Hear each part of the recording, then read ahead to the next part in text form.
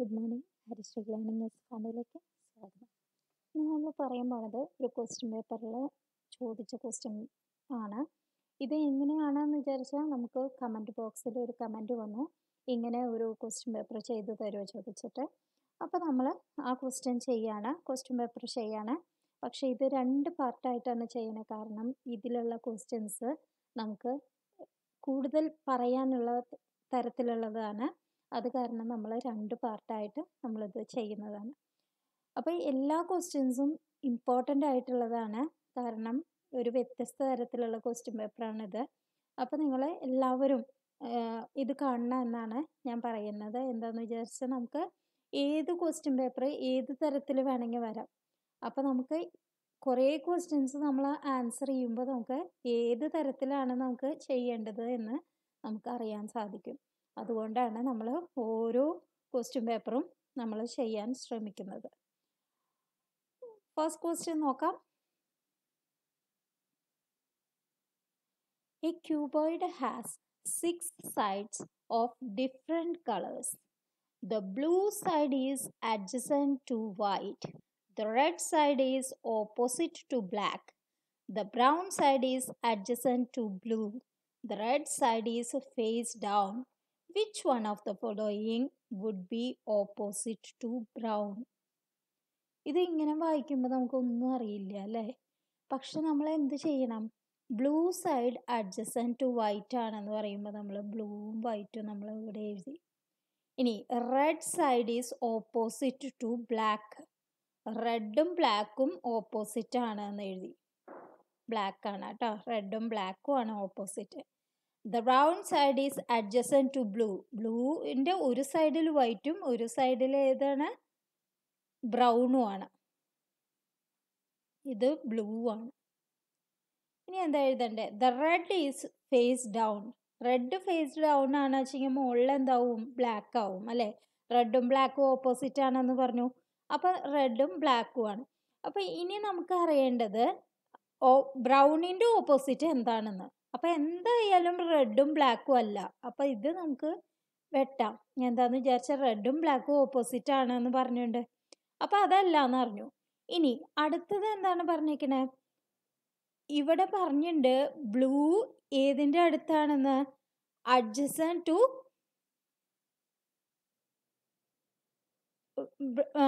Brown side is adjacent to blue. അപ്പോൾ നമുക്ക് എന്തായാലും ബ്രൗണിൻ്റെ ഓപ്പോസിറ്റ് ആവില്ല ബ്ലൂ അല്ലേ? അഡ്ജസൻ്റ് ആയിട്ടേ ബ്ലൂ വരുള്ളൂ. അപ്പോൾ ഇതും അല്ല. അപ്പോൾ ഏതാണ് ആൻസർ? വൈറ്റ് ആണ് ആൻസർ. ഇങ്ങനെ നമുക്ക് വേഗത്തിൽ കണ്ടുപിടിക്കാൻ പറ്റും. കാരണം ഈ ഓപ്ഷനിൽ ഏതല്ല എന്നുള്ളത് നോക്കിയിട്ട് ഏതാണെന്ന് നമ്മൾ കണ്ടുപിടിക്കാൻ സാധിക്കും. ഇല്ല വെച്ചെങ്കിൽ നമ്മൾ ഒരു ക്യൂബോയിഡ് എടുത്തിട്ട് ഓരോന്നും നമ്മൾ വരച്ച് നോക്കി. അപ്പോൾ റെഡ് ഇവിടെയാണ് വെച്ചെങ്കിൽ ബ്ലാക്ക് ഇവിടെയാവും. അപ്പോൾ പിന്നെ ഫേസിൽ ഏതൊക്കെ ആവണം? ബ്ലൂവും വൈറ്റും ബ്രൗണും ആവണം. അപ്പോൾ എന്തായാലും ഏതാവില്ല? ബ്രൗണിൻ്റെ ഓപ്പോസിറ്റ് എന്തായാലും ബ്ലൂ ആവില്ല. അപ്പോൾ നമുക്ക് ബ്രൗണിൻ്റെ ഓപ്പോസിറ്റ് ആയിട്ട് ഇനി പിന്നെ ഏതാ വരിക? വൈറ്റ് ആണ് വരിക എന്ന് നമുക്ക് കിട്ടും. ഇനി അടുത്ത ക്വസ്റ്റ്യൻ നോക്കാം. It takes 8 hours for a 600 kilometer journey.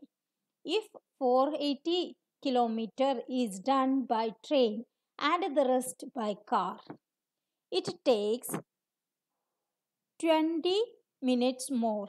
If 400 kilometer is done by train and the rest by car, the ratio of the speed of the train to that of the car is. ഇത് നമ്മൾ ചെയ്യാൻ തുടങ്ങുമ്പോൾ തന്നെ നമുക്ക് എന്താ അറിയണം? ആദ്യം തന്നെ നമ്മൾ ചെയ്യേണ്ടത് ട്രെയിൻ എക്സ് ആണെന്ന് എടുക്കുക, എക്സ് കിലോമീറ്റർ പെർ അവർ ആണെന്ന് എടുക്കുക. പിന്നെ car Y kilometre per hour ആണെന്ന് എടുക്കുക. കാറിൻ്റെ വേഗത വൈ കിലോമീറ്റർ പെർ അവർ ആണെന്ന് എടുക്കുക. ട്രെയിൻ എക്സും കാറ് വൈയും ആയിട്ട് എടുക്കുക. ഇനി ഇവിടെ എന്താ പറഞ്ഞിരിക്കണേ? 600 കിലോമീറ്റർ ആണ് ആകെ ജേർണി ഉള്ളത്. അതിൽ 480 കിലോമീറ്റർ ട്രെയിനിൽ പോയി. അപ്പോൾ 480 കിലോമീറ്റർ എത്ര വേഗതയിലാണ്? എക്സ് കിലോമീറ്റർ വേഗതയിൽ. പിന്നെ എന്താണ് അടുത്തത്? കാറിലാണ് പോയത്. Rest by car. റെസ്റ്റ് എന്ന് പറയുന്നത് 600 480 മൈനസ് ചെയ്യുക. അപ്പം എത്രയാണ് വരിക? 120 ആണ് വരിക. Divided by y equal to എത്ര സമയം കൊണ്ട് എത്തി? 8 hours കൊണ്ട് എത്തി അല്ലേ? ഇനി അടുത്തത് എന്താ പറഞ്ഞേക്കണേ? It takes 20 minutes more if 400 kilometer is done by train. 400 by train, 400 by x plus പിന്നെ ബാക്കി എത്രയുണ്ട്? 200 അല്ലേ? 600 ബാക്കി എന്ന് പറയുന്നത് 200 by y എന്നുള്ളത് എത്ര ആണ് പറഞ്ഞത്? 20 minutes more. 8 hours എന്ന് പറഞ്ഞാൽ എത്ര മിനിറ്റാ? 8 hours എന്ന് പറഞ്ഞാൽ 8×6 = 48 480 മിനിറ്റ് ആണ്. അതുകൂടെ ഒരു 20 മിനിറ്റും കൂടിയും എന്ന് പറഞ്ഞാൽ എത്രയാണ്? 480 കൂടെ 20 മിനിറ്റും കൂടി പറഞ്ഞാൽ 500 മിനിറ്റ്. അത് അവറിലാക്കാൻ എന്താ ചെയ്യുക? 500/60. അപ്പം എത്രയാണ് നമുക്ക് ഇവിടെ വരിക? 25 25/3 എന്നാണ് വരിക. അപ്പം ഇത് നമുക്ക് കിട്ടി. 2 ഇക്വേഷൻ കിട്ടിയത് നമുക്ക് എഴുതാം. എന്താണ്? 480/x plus 120/y equal to 8. 400/x plus 200/y equal to 25/3. ഇനി നമ്മൾ എന്ത് ചെയ്യണം എന്ന് വിചാരിച്ചാൽ, ഇനി XYനെ മാത്രം ഈക്വൽ ടു ആക്കി നിർത്തുക. ബാക്കിയെല്ലാം ഇങ്ങോട്ട് കൊണ്ടുവരുമ്പോൾ ഇതിനെ ഡിവൈഡ് ചെയ്താൽ മതി 8 കൊണ്ട് അല്ലേ? അപ്പം ഇതെന്താവും?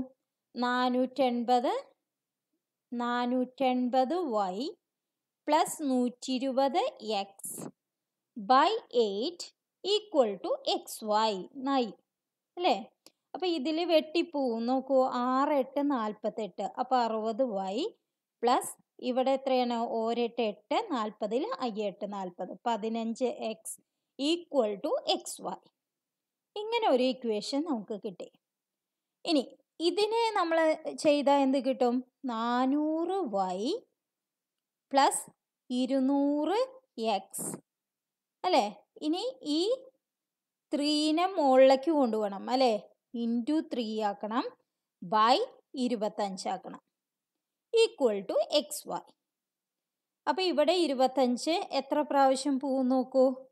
ഇവിടെ 25 പോണച്ചെങ്കിൽ 1 6 16 പ്രാവശ്യം പോവും അല്ലേ?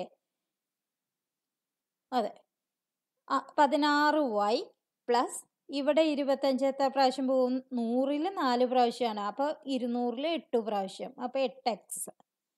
അപ്പോൾ ഇതിനെ എന്ത് എഴുതാൻ നമുക്ക്? 16×3 എന്ന് പറയുന്നത് 48y ആണ്. Plus 8×3 24 24x equal to XY. ഇങ്ങനെയും ഒരു ഇക്വേഷൻ കിട്ടി. അപ്പോൾ ഇനി ഈ 2 ഇക്വേഷനെ നമ്മൾ സോൾവ് ചെയ്യുക. അപ്പോൾ എന്ത് ചെയ്യാം? ഇത് നമുക്ക് ഈക്വൽ ടു XY എന്നുള്ളത് മാറ്റിയിട്ട് 60y plus 15x equal to 48y plus 24x എന്ന് പറയാം അല്ലേ? അപ്പം നമുക്ക് എന്ത് പറയാം? ഇനി വൈനെ മാത്രം ഒരു ഭാഗത്തേക്ക് കൊണ്ടുവരൂ. 60 മൈനസ് 48 എത്രയാണ്? 48 2 50 10 60. അപ്പോൾ 12. 12y എന്ന് പറയുന്നത് എത്രയാണ്? 24 മൈനസ് 15. അത് എത്രയാണ് വരിക? 15 9 ആണ് 24. 9x. അപ്പോൾ y/x അല്ല, x/y ആണ് നമുക്ക് കാണേണ്ടത് അല്ലേ? The ratio of the speed of the train to that of car, that is x/y. x/y ആണ് അപ്പോൾ നമുക്ക് കാണേണ്ടത്. x/y ഇതെന്ന് എങ്ങനെ കാണാം? ഇതിനെ ഇങ്ങോട്ട് കൊണ്ടുവരിക, ഇതിനെ ഇങ്ങോട്ട് കൊണ്ടുവരിക. അപ്പോൾ 12/9. ഇതിലും രണ്ടിലും 3 പോവും അല്ലേ? 4 3 12 3 9. അപ്പോൾ എത്രയാണ്? x/y എന്ന് പറയുന്നത് എത്രയാണ്? 4:3 ആണ്. അപ്പോൾ ഏതാണ് ആൻസർ? ഡി എന്നുള്ളതാണ് ആൻസർ ആയിട്ട് വരിക.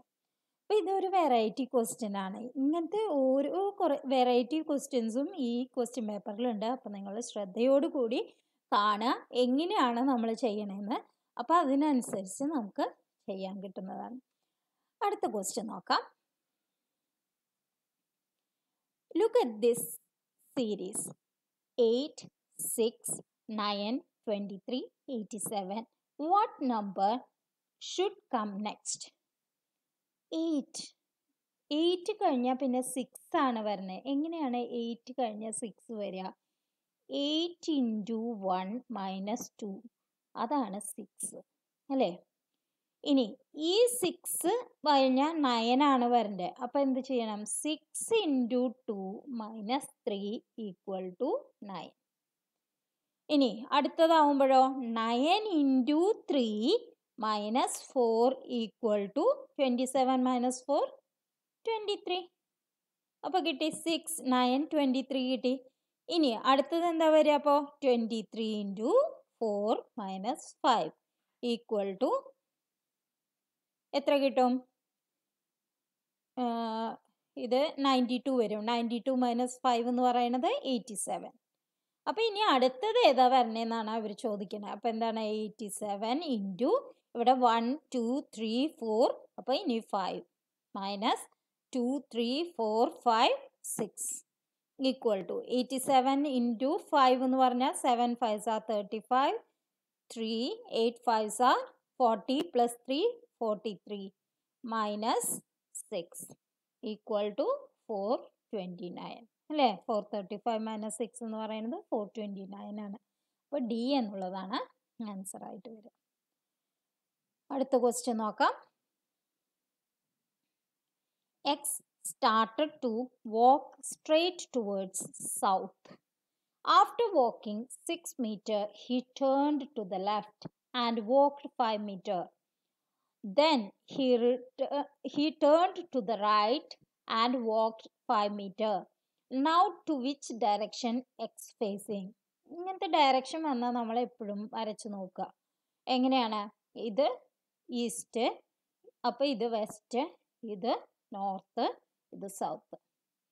അപ്പോൾ എന്താ പറഞ്ഞേക്കണേ? ആദ്യം ആഫ്റ്റർ വാക്കിംഗ് 6 മീറ്റർ സൗത്തിലേക്കാണ്, ടുവേർഡ്സ് സൗത്ത് ആണ് നടന്നേക്കണേ. അപ്പോൾ 6 മീറ്റർ നടന്നു. ഇനി എന്താ ചെയ്തത്? He turned to left and walked 5 meter. 5 meter ഇങ്ങനെ നടന്നു. ഇനി എന്താ ചെയ്തത്? റൈറ്റിലേക്ക് നടന്നു 5 മീറ്ററും കൂടി. അപ്പോൾ ഇങ്ങനെയാണ്. അപ്പോൾ now to which direction X is facing? ഇങ്ങോട്ട് എന്ന് പറഞ്ഞാൽ ഏത് ഡയറക്ഷനാണ്? ഇത് സൗത്ത് ആണ്. അപ്പോൾ ഏതാണ് ആൻസർ? ഡി ആണ് ആൻസർ. അടുത്ത question. If 8 is to x equal to 0.5 is to 0.75, then x is equal to.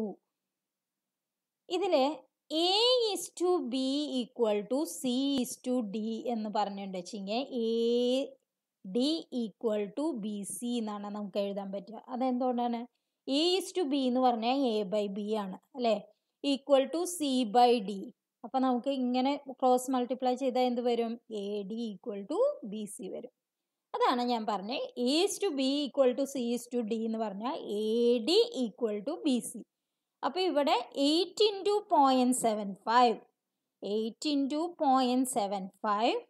Equal to X into 0.5. അപ്പോൾ എക്സ് എങ്ങനെയാണ് കാണുക? എക്സിനെ മാത്രം ഇവിടെ നിർത്തുക, ബാക്കി അങ്ങോട്ട് കൊണ്ടുപോയാൽ ബൈ 0.5 ആവും. അപ്പോൾ 8 into 0.75 divided by 0.5 equal to, ഇവിടെ പോയിൻ്റ് 2 എണ്ണം ഉണ്ട്, താഴെ പോയിൻ്റ് 1 എണ്ണേ ഉള്ളൂ. അപ്പോൾ നമുക്ക് ആൻസറിൽ പോയിൻ്റ് 1 എണ്ണമാണ് വരിക. കാരണം ഇത് 2 എണ്ണം ഇത് 1 എണ്ണം എന്ന് പറഞ്ഞാൽ 2 - 1 അത് 1 ആണ്. അപ്പോൾ 1 പോയിൻ്റ് വരും, 1 പോയിൻ്റ് വരും അതിൽ. അപ്പോൾ ഇനി ആദ്യം ഇല്ല എന്ന് വിചാരിച്ച് ചെയ്യാം. 75/5 എത്രയാണ്? ഓറഞ്ച്, ഇവിടെ ഓറഞ്ച് 5, 25 5 25. ഇനി ഒരു പോയിൻ്റ് ഇടുക 1.5 ഇൻറ്റു 8 എണ്ണ 5 40 4 1 8 8 4 12. അപ്പോൾ 12.0 അല്ലേ? 12 എന്നുള്ളതാണ് ആൻസർ ആയിട്ട് വരിക. എക്സ് എന്ന് പറയുന്നത് 12. അടുത്ത ക്വസ്റ്റ്യൻ. നിങ്ങൾക്ക് ഈ വീഡിയോ ഇഷ്ടമായെങ്കിൽ നിങ്ങൾ ലൈക്ക് ചെയ്യാൻ മറക്കരുത്. അടുത്ത വീഡിയോയ്ക്ക് വേണ്ടി നിങ്ങൾ സബ്സ്ക്രൈബ് ചെയ്യാനും മറക്കരുത്. അടുത്ത ക്വസ്റ്റ്യൻ നോക്കാം. ഇതല്ല അടുത്ത question. 6 friends are sitting in a circle are and are facing the center on the circle. Deepa is between Prakash and Pankaj. Preeti is between Mukesh and Lalit. Prakash and Mukesh are opposite to each other. Who is sitting opposite to Preeti? അപ്പോൾ ഇവിടെ നമ്മൾ പറയണത് എത്ര ആളാണുള്ളത്? 6 ആളാണുള്ളത്. അപ്പോൾ നമ്മൾ വരച്ച് നോക്കുക. 6 ആളുണ്ട്. 1 2 3 4 5 6 അങ്ങനെ വരച്ചു അല്ലേ? അപ്പോൾ ഓപ്പോസിറ്റ് ആണെന്ന് പറഞ്ഞാൽ ഇങ്ങനെയാണ് വരേണ്ടത് അല്ലേ? ഇനി എന്താ പറഞ്ഞേക്കണത്? Deepa is facing the center of Deepa is between Prakash and Pankaj. Deepa പ്രകാശിൻ്റെയും പങ്കജിൻ്റെയും ഇടയിലാണ്. ദീപ എവിടെയാണ് വെച്ചെങ്കിൽ ഇവിടെ പ്രകാശും ഇവിടെ പങ്കജുമാണ്. Preeti is between Mukesh and Lalit. Preeti എന്ന് പറയണത് മുകേഷിൻ്റെയും ലളിത്തിൻ്റെയും ഇടയിൽ. പിന്നെ എന്താ പറഞ്ഞിരിക്കണേ? Prakash and Mukesh are opposite. പ്രകാശിൻ്റെ ഓപ്പോസിറ്റ് ആണ് മുകേഷ്. അപ്പം മുകേഷ് ഇവിടെയാണ്. അപ്പം ഇനി അറിയാം, മുകേഷ് കഴിഞ്ഞാൽ പിന്നെ പ്രീതി, പിന്നെ ലളിത്.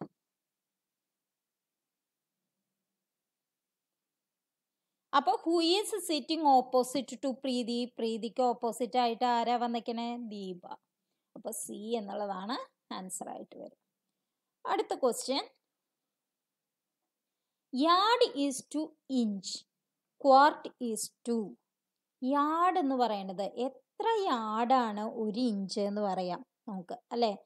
1 യാർഡ് എന്ന് പറയുന്നത് 36 ഇഞ്ചസ് ആണ്. അപ്പം അതേപോലെ തന്നെ ക്വാർട്ടിനോട് കൂടി ക്വാർട്ട് ഏത് വരുന്നു? ഔൺസ് ആണ്. ഒരു ക്വാർട്ട് എന്ന് പറയുന്നത് 32 ഔൺസ് ആണ്. US-ലാണ് ഔൺസ്. അപ്പോൾ ഔൺസ് എന്നുള്ളതാണ് ആൻസർ ആയിട്ട് വരിക. Yard is to inch, quart is to ounce. Next question,